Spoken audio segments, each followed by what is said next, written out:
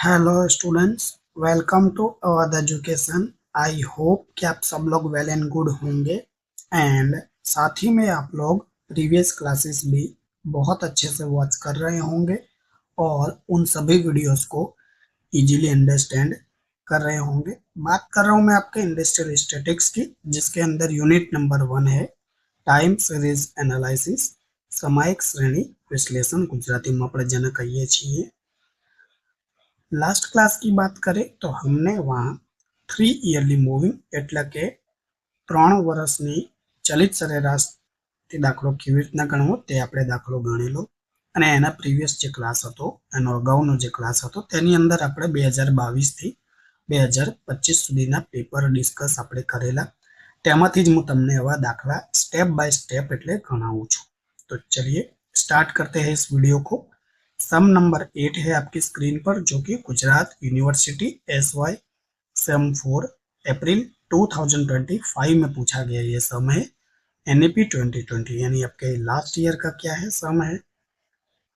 तो आइए इसको रीड करते हैं। नंबर बी है find trend by taking 5 yearly moving average from the following time series and obtain short term fluctuations. Simple 7 marks में ये पूछा गया है। गुजराती में कहूँ तो नंबर बी, नीचेनी सामयिक श्रेणी माटे 5ની ચલિત સરેરાશનો ઉપયોગ કરી વલણ મેળવો, અલ્પકાલીન વધઘટ પણ મેળવો। ડેઝ એટલે કે દિવસો તમને અહીંયા આપવામાં આવ્યા છે, દિવસ 1 થી 12 સુધી। સેલ્સ એટલે કે વેચાણ, ઇન યુનિટ્સ એટલે કે એકમોમાં આપવામાં આવેલું છે તમને। વેચાણ હોય કે પછી તમે એને કહો કે ઉત્પાદન હોય, ગમે તે વિગત હોય, તમારે વિગતથી મતલબ છે, બરોબર। હવે આનો જવાબ ઓલરેડી મેં ટેબલ પહેલેથી બનાવી લીધું છે અને એની તમને હવે ખબર બી હશે કે કેમ હું આવું કરું છું। ટુ ધ પોઈન્ટ, રાઈટ, સીધી મુદ્દાની વાત, સીધો જ દાખલો ગણવાનો છે, કેમ કે ઓલરેડી આ ચેપ્ટર આપણે ભણી લીધું છે અને આમાં આપણે તમારા પેપર આપણે સોલ્વ કરી રહ્યા છીએ। એટલે બહુ ભાષણ આપીશ તો તમે એમ કહેશો કે સાહેબ તમે બહુ જ બોલો છો, પેપર પણ સોલ્વ કરાવો છો પણ બખાડો બહુ છે તમારો, એટલે આ બધું જ સાઈડમાં આપણે હટાઈને સીધું સોલ્વ કરવાનું છે। તો જો તમારે 5 કોલમ ટોટલ ડ્રો કરવાની રહેશે, જે કે મેં કરી છે એઝ ઇટ એઝ। ડેઝ એટલે કે દિવસ આપવામાં આવેલા તો એમને એમ લખી દીધા। તમને કઈ પણ વિગત આપી હોય તમે એના વાય થી ડિનોટ કરી દેજો, વાર્તા પૂરી થઈ ગઈ, સિમ્પલ। આ બે કોલમ જેમ આપેલી એમ મેં બનાવી લીધી છે, જોઈ લો। 1 થી 12 સુધી બતાવી દો ક્યાં છે સાહેબ, આ જોઈ લો। 1 થી 12 સુધી એમને એમ લખી દીધા દિવસો અને આ સેલ્સ જ છે જેને મેં આપણે વાય થી ડિનોટ કરવાનું તમને કીધું। સેલ્સ એટલે ગુજરાતી વિદ્યાર્થીઓ મિત્રો માટે વેચાણ, બરોબર। તો એ આપણે અહીંયા લખી દીધું છે જેમ આપેલું એમને એમ। હવે જો અહીંયા 5 ઈયરલી મૂવિંગ ઇંગ્લિશ માટે 5 વર્ષની ચલિત, 5 વર્ષ તો મેં તમને કીધેલું સર્વપ્રથમ શું કરશો તમે, 5 વર્ષ હોય તો ઉપર 2 ડેશ એટલે કે આ 1 અને આ 2 અને નીચે 2 ડેશ, આ 1 અને આ 2, આ તમારે કામ સૌથી પહેલા કરવાનું છે। લાસ્ટ જે ક્લાસ હતો એની અંદર 3 ઈયરલી મૂવિંગ એટલે 3 વર્ષની ચલિત સરેરાશ રીતે તમારે દાખલો ગણવાનો હતો, તો ત્યાં મેં 2 ડેશ કરેલું, 1 ઉપર અને 1 નીચે અને 2 નંબર વચ્ચે આવી જશે। આ 5 છે તો વચ્ચે શું આવશે, 3 નંબર આવશે, તો ઉપર 1 અને 2 માં ડેશ, 1 અને 2 માં ડેશ અને 4 અને 5 માં 2 ડેશ, તો આ થઈ ગઈ ઉપર 2 ડેશ અને નીચે 2 ડેશ। હવે તમારે કેટલા 5 વર્ષ લેવાના છે ને, તો 5 ટીક કરશો, 1 tick, 2 tick, 3 tick, 4 tick, 5 tick. 98, 87, 71, 60 અને 56, આ પાંચેનો તમે સરવાળો કરશો તો તમને અહીંયા જવાબ કેટલો મળશે, તમને જવાબ મળશે 372। તો એ લખી દઉં છું હું 372। એમાંથી હવે તમારે શું કરવાનું છે, 372 જવાબ મળી ગયો છે। હવે જો કલર હું ચેન્જ કરી લઉં, હા સાહેબ કરી લો ને, થોડી વધારે મજા આવશે। અહીંયા તમે ચોકડી મારશો, જેને ચોકડી મારશો તેના બાદ કરશો, તો 98 ઉપર ચોકડી મારી તો એના બાદ કરશો -98 અને અહીંયા તમે એક ટીક કરશો તો વત્તા કરશો, +68। સિમ્પલ ભાષામાં કહું તો ઉપર જે આપણે ચોકડી મારી તેને આપણે બાદ કરશો અને નીચે જે આપણે ટીક કર્યું તેને આપણે પ્લસ કરશું અને એ જે જવાબ આવશે એ તમારે નીચે લખવાનું. એટલે 372 માંથી તમે 98 ને બાદ કરશો અને 68 ને પ્લસ કરશો, તમને જવાબ મળશે 342. આ લખી દીધું. બસ આવી રીતના તમારે છેક સુધી સોલ્વ કરવાનું છે. તો ફરીથી કરીને બતાવો સાહેબ. 87 છે એને હું બાદ કરીશ, ચોકડી મારી એટલે 87.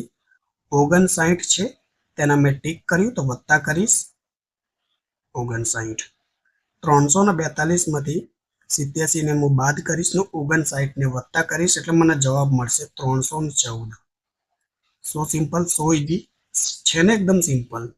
ફરીથી કરીને બતાવો સાહેબ.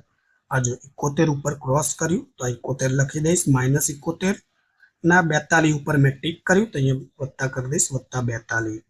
314 માંથી હું માઇનસ કરીશ 71 અને પ્લસ કરીશ 42 એટલે મને જવાબ મળશે 285. 1 મિનિટ સાહેબ, તમે આટલું ફટાફટ સોલ્વ કેવી રીતના કરી લો છો? ડિયર, ઓલરેડી મારી જોડે આન્સર શીટ છે. પહેલા પણ મેં કીધેલું તમને, મારી સ્ક્રીન ઉપર ઓલરેડી આન્સર શીટ છે, જે તમને નહીં દેખાય એ સાઈડમાં છે. એટલે આના હું સોલ્વ કરી શકું છું સ્પીડમાં, કેમ કે તમારી સામે કોઈ કેલ્ક્યુલેટરમાં હું ટક ટક કરીશ, વિડીયો બહુ જ લાંબો થઈ જશે તે માટે. ફરીથી 60 ને હું શું કરું, ક્રોસ મારીશ તો -60, 34 ને પ્લસ કરીશ તો +34, 285 -60 વત્તા 34 કરીશ તો મને જવાબ મળશે 259. તો એ લખી દઉં 259. ફરી એવું કરીશ, અહીંયા ક્રોસ મારીશ એટલે -56, અહીંયા હું ટીક કરીશ એટલે +29. 259 માંથી હું માઇનસ કરીશ 56 અને પ્લસ કરીશ 29 એટલે મને જવાબ મળશે 232. સિમ્પલ. ફરી ઉપર ચોકડી મારીશ 68 ને તો અહીંયા માઇનસ કરીશ 68, અહીંયા ટીક કરીશ તો પ્લસ કરીશ 40. 232 માંથી 68 ને બાદ કરીશ અને 40 ને પ્લસ કરીશ તો મારી પાસે જે જવાબ આવશે એ 204 મળશે મને.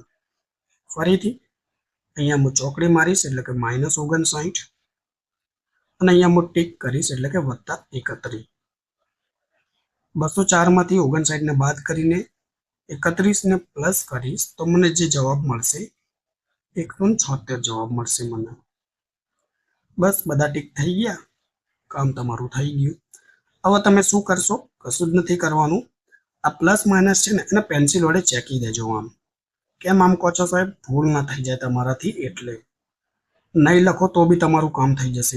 કંઈ લખવાની કંઈ જરૂર છે નહીં આ વસ્તુ. આ તો તમને હું એક્સપ્લેન કરવા માટે, સમજાવવા માટે રજૂ કરું છું, જેથી શું તમે ભૂલી જાઓ તો શું સાહેબ. અત્યારે તો તમે દાખલો ગણાયો, અમને જોઈ લીધો, શીખી પણ લીધું, ચોપડામાં અમને કંઈ ખબર નહીં પડતી તો કંઈ વાંધો નથી. આપણે તો ઓનલાઈન ભણી રહ્યા છીએ. વિડીયો તો આજે બી છે, કાલે પણ રહેવાનો છે, જોકે યુટ્યુબ બંધ ના થાય ત્યાં સુધી, બરોબર? તો ફરીથી તમારે વિડીયો ના જોવો પડે. ચલો હવે જો અહીંયા મેં એવરેજ લખ્યું છે, જેને આપણે ગુજરાતીમાં સરેરાશ કહીએ છીએ. આ જ વસ્તુને આપણે શું ટ્રેન્ડ કહીએ છીએ, જેને ટી થી ડિનોટ કરીએ છીએ. અહીંયા લખી દો ને સાહેબ તમે, ટ્રેન્ડ.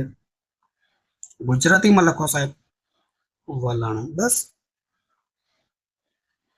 આ જ વસ્તુને આપણે સરેરાશ જે ટ્રેન્ડ કે વલણ લખવામાં આવે છે. કશું જ નહીં કરવાનું. 2 ડેશ છે તો તમારે 2 ડેશ તોડી જ દેવાના છે, એટલે ચિપકાઈ જ દેવાના છે, કશું ગભરાયા વગર, કંઈ કર્યા વગર. આ કામ સૌથી પહેલા કરી લેવાનું. હવે જો 372 છે તમારી પાસે. હવે આના કેટલા વડે ભાગ આપશો? તો 5 વર્ષની ચલિત છે તો 5 વર્ષથી જ ભાગ આપશો ત્યારે જઈને તમને 5 વર્ષની ચલિત સરેરાશ મળશે. તો 372 ને 5 વડે તમે ભાગ આપશો એટલે તમને જવાબ કેટલો મળશે? 74.4. 342 ને તમે 5 વડે ભાગ આપશો એટલે તમને કેટલો મળશે જવાબ? 68.4. 314 નો તમે 5 વડે ભાગ આપશો એટલે તમને 62.8 જવાબ મળશે. 285 તમે 5 વડે ભાગ આપશો એટલે પરફેક્ટ તમને 57 જવાબ મળશે. 259 ને તમે શું કરશો? 5 વડે ભાગ આપશો એટલે 51.8 જવાબ મળશે તમને. 232 ને તમે 5 વડે ભાગ આપશો એટલે તમને જવાબ મળશે 46.4. 204 ને તમે 5 વડે ભાગ આપશો એટલે તમને જવાબ મળશે 40.8. 176 ને તમે 5 વડે ભાગ આપશો એટલે તમને જવાબ મળશે 35.2. તો બોલો, છે ને વલણની કોલમ બનાવવી એકદમ સરળ, કશું જ નથી. દાખલા ફ્રીના નંબર છે, બસ થોડી પ્રેક્ટિસની આપણે જરૂર છે. હવે શું કરશો આપણે? શોર્ટ ટર્મ ફ્લક્ચ્યુએશન એટલે કે અલ્પકાલીન વધઘટને શોધશો, જેની ફોર્મ્યુલા શું છે? વાય માઇનસ ટી કરી દેવાનું છે. તો જો સૌથી પહેલા જે ડેશ છે તે તો ડેશ કરી જ દેજો, ચોડી જ દેજો વગર ગભરાય. કેમ સાહેબ? દાખલો ખોટો ન જાય એના માટે કહું છું. વગર ગભરાય ડેશ કરી છે તો ડેશ કરી જ દેવાનું. હવે તમારે શું કરવાનું છે? 71 માંથી 74.4 ને તમે બાદ કરશો તો જવાબ જે મળશે માઇનસમાં મળશે, -3.4. 60 છે, 60 માંથી તમે 68.4 ને બાદ કરશો એટલે માઇનસ તમને 8.4 જવાબ મળશે. 56 માંથી તમે બાદ કરશો 62.8 એટલે માઇનસમાં જવાબ મળશે -6.8. 68 છે, 68 માંથી આપણે 57 ને બાદ કરશો તો પ્લસમાં મળશે જવાબ, એ પણ 11. 59 છે, 59 માંથી આપણે 51.8 ને શું કરશો? બાદ કરશો તો આ પણ પ્લસમાં મળશે 7.2. 42 છે, 42 માંથી 46.4 ને તમે બાદ કરશો જે કે માઇનસમાં મળશે -4.4. 34 માંથી તમે બાદ કરશો 40.8 એટલે કે તમને માઇનસમાં જવાબ મળશે -6.8. 29 માંથી તમે બાદ કરશો 35.2 એટલે કે તમને ફરીથી માઇનસમાં જવાબ મળશે -6.2. અને આ તમારે શું છે? આ તમારે ફાઇનલ આન્સર છે. ફાઇનલ આન્સર એટલે કે તમારો જવાબ છે આ. બોલો, તો છે કે નહીં એકદમ સરળ અને સિમ્પલ? તમે ખાલી ગભરાવો છો, મને તો એ જ ખબર નથી પડતી કે ચેપ્ટરમાં છે શું. જોઈ લો, આ તમારી સ્ક્રીન ઉપર દાખલો છે. Gujarat university SY sem 4 April 2025 NEP 2020 નો, જે કે તમારા છેલ્લા વર્ષમાં પૂછાયેલો દાખલો છે. મેં તમારી સામે ગણીને બતાડ્યો. તો સાહેબ હજુ સુધી તમે શું કરાયું? તો જો આપણે પેપર ગુજરાત યુનિવર્સિટીના સોલ્વ કરી રહ્યા છીએ. 3 વર્ષની વાત કરું, એ પણ આપણે દાખલો કર્યો. 5 વર્ષ છે, આ પણ દાખલો કર્યો. હવે જે નેક્સ્ટ ક્લાસ છે ને એની અંદર 4 વર્ષ હોય, રાઈટ, જે કે અલગ છે એકદમ. 4 વર્ષની ચલિત સરેરાશનો ઉપયોગ કરીને શું કરવાનો? આપણે દાખલો ગણવાનો છે. એ એક થોડો અલગ વેરાયટીનો દાખલો છે. આ જ પદ્ધતિ છે, બસ અહીંયા એક કોલમ એક્સ્ટ્રા બનશે. કહેવાનો એ મતલબ છે કે અહીંયા આપણે 5 કોલમ બનાવીએ છીએ ને એની અંદર 6 કોલમ બનશે, બસ, બીજું કંઈ જ નથી. તો નેક્સ્ટ ક્લાસમાં આપણે આ દાખલો ગણશો 4 વર્ષવાળો. તો વિડીયો તમને ગમે છે તો પ્લીઝ લાઈક કરો, તમારા મિત્રોને અને ક્લાસમેટોને પણ શેર કરો. ઘણા બધા વિદ્યાર્થીઓ છે વિડીયો વોચ કરે છે પણ લાઈક બી નથી કરતા અને ચેનલ સબસ્ક્રાઈબ પણ નથી કરતા. તો એવું ના કરો. જો વિડીયો ગમતો હોય તો પ્લીઝ લાઈક કરી દો, તમારા મિત્રોને શેર પણ કરી દો. ચેનલ ઉપર પહેલી વાર છો કે નવા છો તો સબસ્ક્રાઈબ કરીને જજો, જેથી આવનારા વિડીયો તમને ફટાફટ મળે. તો વિડીયો વોચ કરવા માટે તમારો ખૂબ ખૂબ આભાર. મળીએ આપણે નેક્સ્ટ વિડીયોમાં. ત્યાં સુધી તમે તમારું ધ્યાન રાખજો. Take care, by.